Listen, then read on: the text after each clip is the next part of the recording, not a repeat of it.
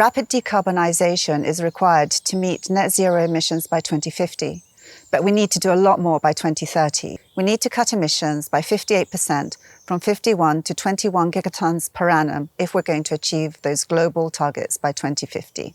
The scale of the problem creates a critical role for carbon markets, and the voluntary carbon markets are an effective means of channeling finance to projects that deliver carbon credits. So what is Respira's response to this? We are an impact-driven carbon finance solutions business. We channel private capital into nature-based climate solutions that provide 1/3 of the emission mitigation needed to achieve our climate goals. Our value proposition is threefold. Firstly, we use our balance sheet to act as principal by entering into long-term offtake agreements with project developers. This enables them to have the resources to expand their operations and buyers the ability to lock in future prices and build business resilience. So I'm personally a real convert to carbon markets as a way to fund nature-based solutions.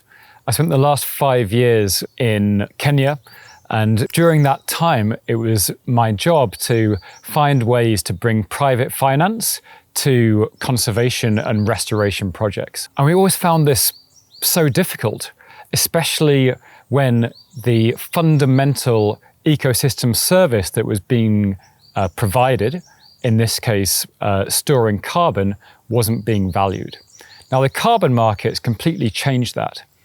If you sequester carbon, or if you avoid carbon, you get paid for it. So it's a direct link to a results-based mechanism, which is then linked on to capital markets. Personally, I find it really empowering to link up these fantastic projects that conserve or restore nature and connect these brilliant projects with large-scale capital investment. And it's the voluntary carbon market that enables that. There are many ways to access the voluntary carbon market for a project developer like Carbon Tanzania. But working with Respira has given us a completely unique way of accessing that market. We've been able to establish long-term offtake agreements with Respira for the credits that we produce. And this has been an incredibly powerful tool for us because it provides predictable and reliable revenues for the work that we're doing in Tanzania.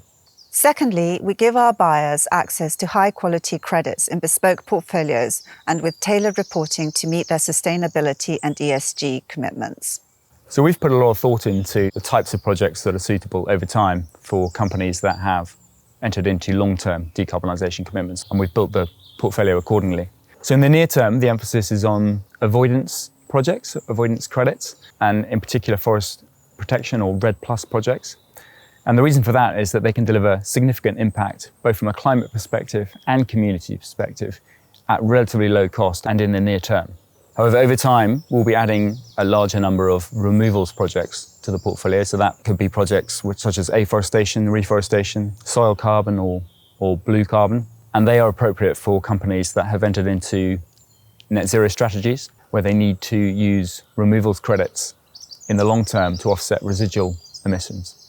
Thirdly, some investment portfolios may have negative exposure to rising carbon prices, and this is one way of mitigating that. More importantly, investors can have access to measurable, genuine ESG impacts. We've seen significant growth year on year in the voluntary carbon market, amounting to about 100% growth in dollar terms between 2020 and 2021. And most leading analysts, such as Trove, forecast continued growth at a multiple of 10 times out to 2030 and times 20 by 2040. Where is that growth coming from? It's coming from corporates setting climate targets and nature targets. We see over 3,000 corporates that have set net zero targets. These span multiple sectors. With this increase in demand, we also expect to see rising prices.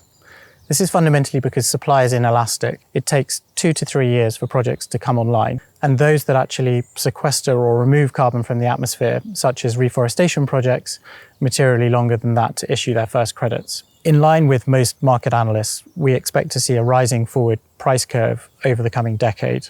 And from a wider perspective, many of these nature-based projects are undervalued in terms of the ecosystem services they provide. We're really excited by what we're doing, and we're very committed. If you want to learn more, please get in touch. We would love to talk to you.